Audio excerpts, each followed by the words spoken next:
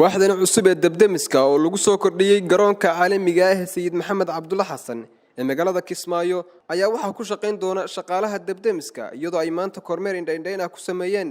mareeyaha guud ee garoonka Cabdullaahi Aadan Maxamuud Cabdullaahi Jagadoon oo ay weheliyaan wafdi isugu jiray hay'adda Yunson iyo Amisom kuwaas oo kala shaqeyn doona maalgelinta iyo dhismaha waaxdan cusub mareeyaha Jagadoon oo markuu kormeerku soo idlaaday muuqbaahiyaha Jubbaland la hadlay ayaa sheegay ujeedada ay ugu soo aaday xilligani dhismaha waaxdan dabdamiska ee garoonka diyaaradaha ee magaalada Kismaayo waxaa maanta na soo gaaray wafdi ka socday xafiiska UN-ka gaar ahaan xafiiska UNSOS iyo Amisom wafdigan waxay u imaadeen in ay arkaan qaybta dabdamiska ee garoonka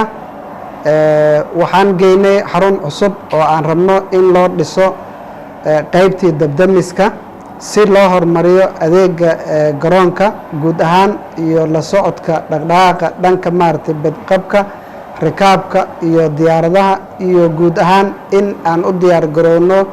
wax kasta oo keeni kara khatar ama maartay haddii accident ay wax dhacaan sidii looga hortagi lahaa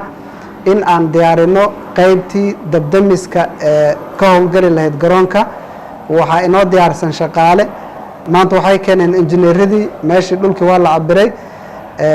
marka in maaragtay isbuucan gudihiisaba shaqada ay bilaabato isniinta soo socota haddii ilaahay idmo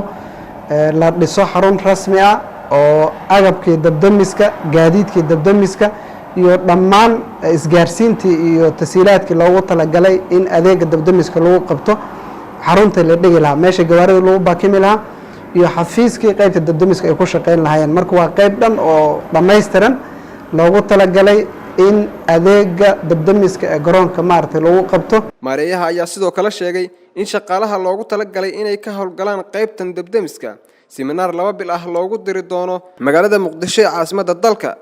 wafdiga imaatinkiisa marka waxay iskugu jiraan laba qaybood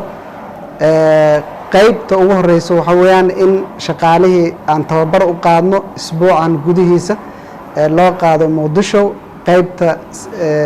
aviation college-ka Muqdisho ee qaybta dabdamiska sidoo kale in xaruntii dabdamisku uu ku shaqeyn lahaa oo maanta aan booqanay oo aan tagnay shaqaalihiin isbuucan waan direynaa haddii ilaahay idmo qaybtii ugu horeysay dhismihiina waa la bilaabayaa taa marka waxay maaragtay ay qayb muhiim ay ka tahay qorshihii horumarinta garoonka oo adeega garoonka uu u hayo bulshada qaybihiisa kala duwan dhankii duulimaadyada gaadiidka iyo maartay rikaabkaba Maxamed Jawhar Jubbaland TV Kismaayo